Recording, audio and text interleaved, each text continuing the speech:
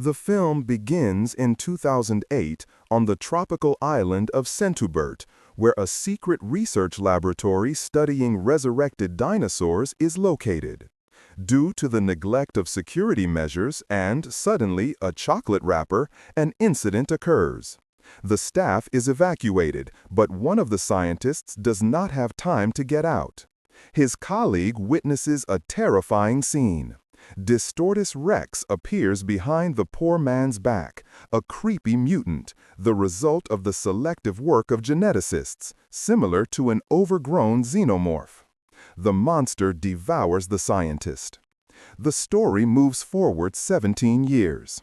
Dinosaurs have spread all over the world, but the harsh climate forces them to stay in the tropical zone. Individuals, like the giant that caused a traffic jam in New York, are climbing further. A representative of a pharmaceutical company, Martin, meets with an expert on covert operations, Zora. He offers her an illegal mission, promising a fee that will ensure her a comfortable future. To succeed, they need the paleontologist Henry, who has just been fired from the museum. Martin explains.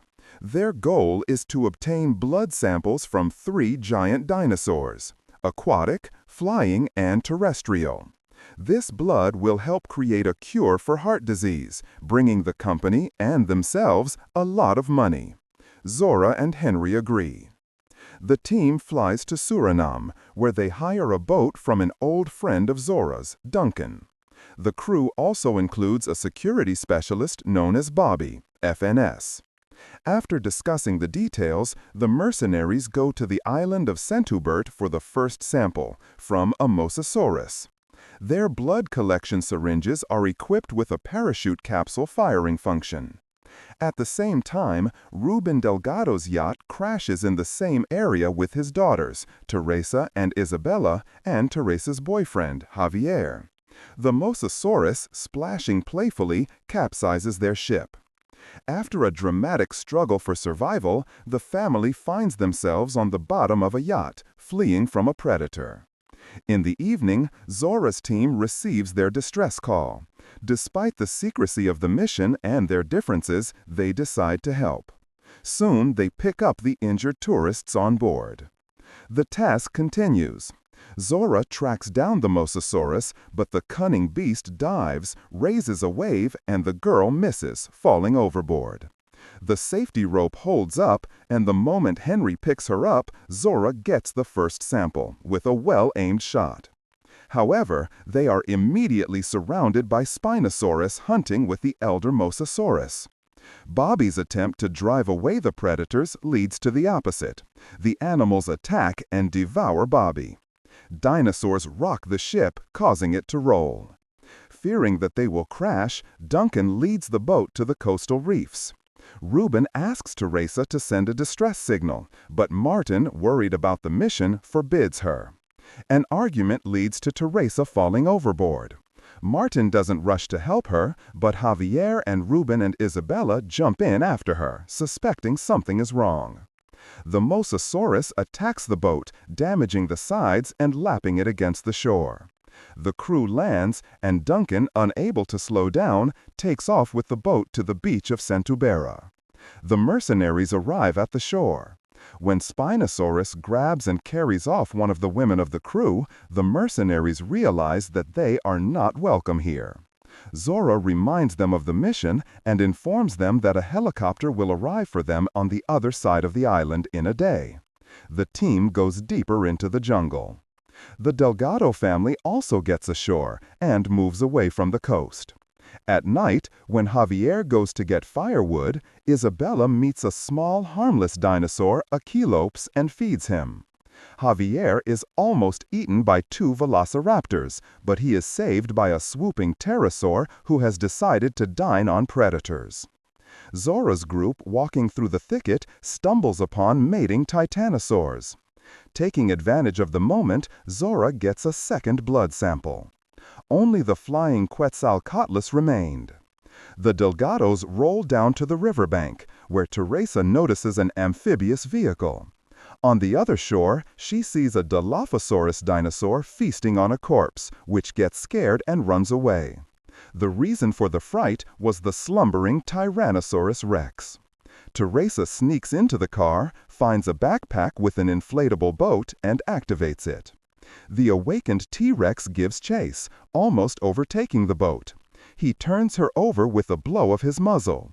People are diving to escape from a predator. In a narrow stone passage, Isabella, floating under an overturned boat, is the last one.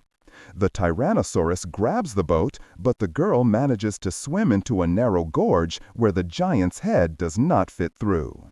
Zora's team climbs to the top of the mountain to descend to the nest of Quetzalcoatlus. Zora, Henry, and the last surviving member of Duncan's crew come down. In the cave, they find a nest and scoop the sap from the egg. Henry admits that in order for the drug to become available to everyone, they should give the samples not to Martin, but to those who will not patent them. Suddenly, an enraged Mother Quetzalcoatlus returns. A well-aimed hammer throw distracts the predator, but endangers the crew member. Trying to get up, he becomes a victim of a lizard. Henry, trying to save the sample, swings on the cable, which is frayed and torn. He falls down, but the trees soften his fall. The sample parachutes down next, and the surviving colleagues find a ladder. At sunset, the two groups meet at an abandoned base. Martin says that mutant dinosaurs were created here. Teresa accuses Martin of trying to drown her. Martin pulls out a gun, but suggests that everyone get on Zora's helicopter together. Waiting for evacuation interrupts the attack of mutated pterosaurs. The people split up. Delgado hides in the store. Isabella hides from the pterosaur in the refrigerator before going down the drain. Martin and Zora under the car, and Duncan and Henry in the bunker. Martin, after emptying the clip into the pterosaur, finds the keys to the Jeep and drives off with the samples, abandoning the others. Henry is on the landing, honking at the helicopter. But suddenly, Distortus Rex grabs him, opening him up like a tin can. Henry runs to Duncan, who has found Delgado in the sewers. Duncan thinks about the boat on the pier. Zora bumps into the others in the sewers and kills the mutant chasing them with a shot. They reach the exit. Isabella squeezes through the bars to open the grate from the outside. But then a six-legged Distortus appears. His attention is distracted by Martin's Jeep. While the predator is dealing with the pharmacist, people are running to the pier. Zora picks up the suitcase with the samples. When the launch mechanism of the boat jams, the distortion overtakes them. Duncan, remembering the classic movie, sacrifices himself by distracting the predator with a flare. He rushes into the water while the others lower the boat. The survivors are sailing away. Distortus Rex growls in frustration, missing his prey. It soon turns out that Duncan has survived, and he is picked up on board. In the dawn light, Henry and Zora decide that blood samples should become public domain so that all people on Earth can receive the medicine.